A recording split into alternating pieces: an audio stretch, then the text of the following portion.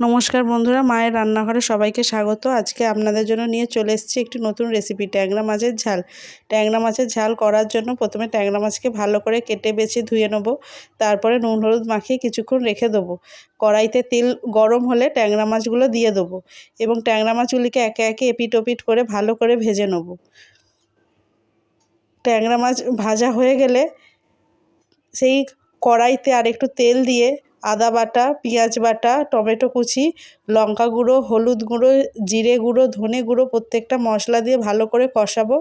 মশলা থেকে তেল ছেড়ে দিলে তারপরে পরিমাণ মতো জল দিয়ে দেবো। সেই জলটা ফুটতে উঠতে আরম্ভ করলেই ভাজা মাছগুলো দিয়ে দেবো। ভাজা মাছগুলো দিয়ে কিছুক্ষণ চাপা দিয়ে রাখবো। তারপরে পরিমাণ মতো জুস রেখে নামিয়ে নেবো। আমার রেডি হয়ে গেছে আজকের রেসিপি, ট্যাংরা মাছের ঝাল। এই রেসিপিটা বাড়িতে ট্রাই করবেন এবং অবশ্যই কমেন্টে জানাবেন কেমন লাগলো। আজকের জন্য এই পর্যন্তই। টাটা, বাই বাই, নমস্কার।